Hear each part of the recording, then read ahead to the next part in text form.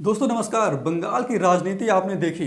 चुनाव से पहले क्या हो रहा था, चुनाव के बाद भी अभी कहीं ना कहीं जो मनमुटाव था बीजेपी और टीएमसी के बीच थमने का नाम नहीं ले रहा था। चुनाव के पहले प्रधानमंत्री कह रहे थे ओ दीदी ओ दीदी, ममता बनर्जी कह रही थी खेला हो गए, और आखिरकार खेला हो गया था बंगाल में।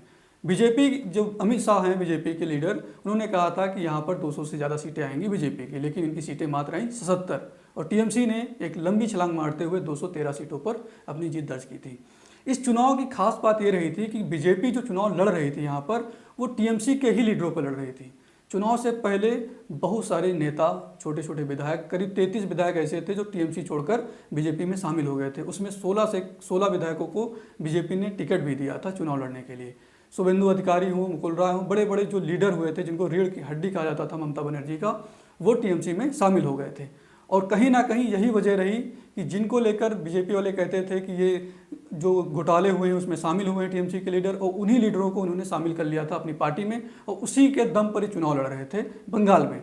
इससे कहीं ना कहीं संदेश गया था बंगाल की जनता को कि जिन नेताओं को लेकर आप कह रहे थे भ्रष्टाचारी हैं, ये इन्होंने घोटाला किया है, आम जनता का पैसा खाया है, और उन्हीं के ऊपर आप चुनाव लड़ रहे हैं। तो इसका जो सबक है जनता ने दिया, और मात्र 77 सीटों पर सिमट कर रह गई। बहुत सारे विधायक टीएमसी छोड़कर चले गए थे बीजेपी में। उनको लगता था कि बीजेपी की सरकार बन जाएगी बंगाल में, लेकिन हुआ क्या, बंगाल में बीजेपी का सुपड़ा साफ हो गया। अब उसमें से बहुत सारे ऐसे लीडर हैं जिनको लगता है कि अब उनसे गलती हो गई है, कहीं ना कहीं दोबारा आना चाहिए।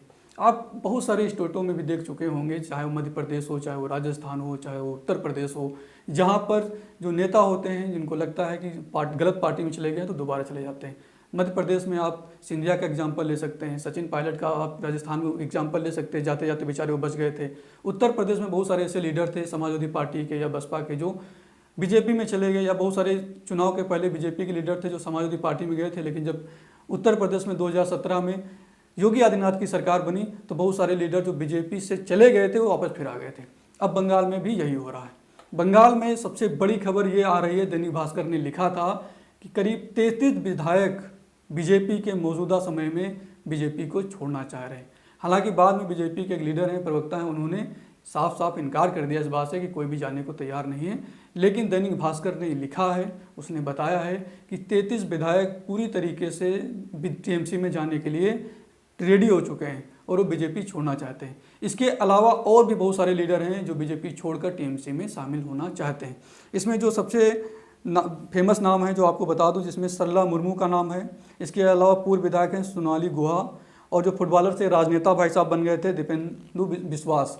ये फुटबॉलर थे, फिर राजनेता बने थे, बीजेपी में गए थे, इसके बाद अब ये टीएमसी में जाना चाहते हैं। तो ये तमाम ऐसे लीडर हैं जो बीजेपी को छोड़कर टीएमसी में जाना चाहते हैं। तो कहीं ना कहीं जो बंगाल की राजनीति है उसको ममता बनर्जी ने कैप्चर कर लिया है, और बीजेपी जो बड़े सपने संजो के रखी हुई थी कि बंगाल को कैप्चर करके एक अलग तरीके से शासन चलाएगी, उसको कहीं ना कहीं जो एक नारा बीजेपी ने दिया था ना देश में कि कांग्रेस मुक्त भारत, वही बीजेपी के साथ हो रहा है बंगाल में, कि बंगाली लोग कह रहे हैं कि बंगाल से बीजेपी मुक्त बंगाल। इसमें एक जो नाम है शुभ्रांशु जी का, ये मुकुल राय के बेटे हैं। इन्होंने भी केंद्र सरकार पर, या यूँ कहें कि मोदी सरकार पर निशाना साधा है। उन्होंने कहा है कि चुनी हुई सरकार की आप आलोचना इस प्रकार से करेंगे तो कहीं ना कहीं जनता के खिलाफ हैं। शुभ्रांशु का इस प्रकार से कहना साफ संकेत है कि ऐसा तो नहीं है कि मुकुल राय फिर से टीएमसी में चले जाएं। और इसी वजह से उनकी माँ जब बीमार हुई तो प्रधानमंत्री जी ने फ़ोन किया है, कई हफ्तों बाद मुकुल राय जी को फ़ोन पे बात हुई है। तो इससे भी साफ संकेत हो रहा है कि कहीं ना कहीं बंगाल में जो बीजेपी है उसके अंदर अब फूट पड़ गई है, और फूट पड़ना लाजमी भी था, क्योंकि जो बीजेपी बंगाल में बनी थी वो आम पब्लिक से बनकर नहीं बनी हुई थी। जो छोटे छोटे लीडर उभर के आए थे उनसे नहीं बनी थी।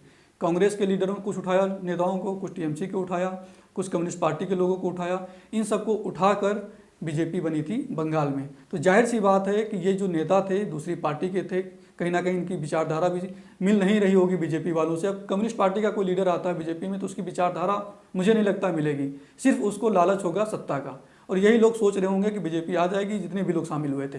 लेकिन अब बीजेपी वहाँ पर बनी नहीं, तो जाहिर सी बात है कि ये सारे लोग फिर से फूटेंगे और गुब्बारे की तरह फूटेंगे, और ये गुब्बारा फूटना शुरू हो चुका है।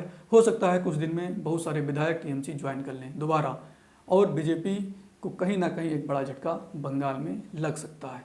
और ये अगर झटका लगा बंगाल में तो इसका प्रभाव देश के दूसरे राज्यों पर भी देखने को मिल सकता है। हाल ही में उत्तर प्रदेश में बहुत सारा बवाल हो रहा है, आप देख रहे हैं किस प्रकार से योगी आदित्यनाथ को लेकर बहुत सारी मीटिंग चली है। आला अधिकारी, जो बड़े बड़े संगठन मंत्री थे बीजेपी के, वो अलग अलग कमरों में मंत्रियों से बैठकर बातें की हैं और योगी आदित्यनाथ की सरकार को लेकर उन्होंने पूछताछ भी की है। तो इसका मतलब ये है कि उत्तर प्रदेश में भी कहीं ना कहीं बीजेपी की स्थिति सही नहीं है और वहाँ पर भी उत्तर प्रदेश में बीजेपी अब योगी आदित्यनाथ को हटा भी नहीं सकती है और योगी आदित्यनाथ के नाम पर चुनाव हो सकता है, बहुत मुश्किल है कि जीत भी ना पाए। तो कहीं ना कहीं बहुत सारी ऐसी जगहों पर बीजेपी फंसती हुई नज़र आ रही है। अब देखना आगे होगा कि आगे क्या होता है।